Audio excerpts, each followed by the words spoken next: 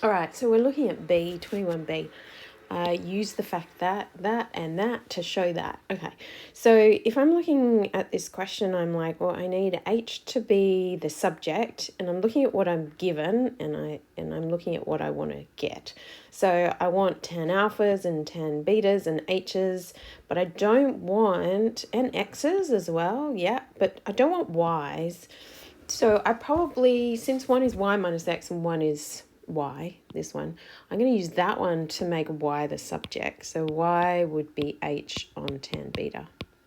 And I'm going to use the other one to make H the subject and sub in this Y. So if I use the other one and make H the subject, I've got a Y minus X lots of tan alphas.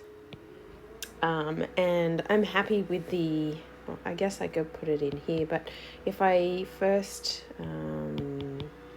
expand it out, because I quite like the X10 alpha, because I can see that there. So let's sub this Y in, and we get an H 10 beta and a 10 alpha on top, minus an X10 alpha. Now you can see, remember what we're looking for has an H as the subject, so I need to put all my H's on one side. Let's just go over here, say, so I've got 1 minus and factorize by H. So I've got 1 minus that. Actually, I should put it on the other side because that is also a minus, but anyway. All right, and then so to make H the subject, what I might want to do is change that, and I'll do it in green so you can see that 1, I can make that tan beta on tan beta. Instead of 1, looks the same as the 1, because now I have just one fraction, which is tan beta minus tan alpha, all on tan beta. Oops. Equaling that other side.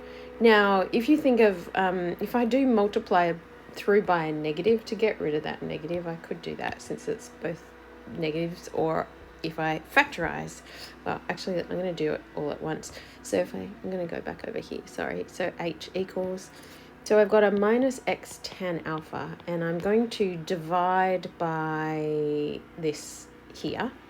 All right, so divide means basically timesing by the reciprocal. So I'm going to multiply that tan beta, and I'm going to put, now here, it would be tan beta minus tan alpha, but I'm going to factorize by negative, so I should have seen that before, so that these negatives can go away there. And what we end up with, is that what we want, is tan alpha, X tan alpha tan beta on tan alpha minus tan beta. So that's actually what we want. So I could have looked at that and done that a little better, but hopefully that helps you get there.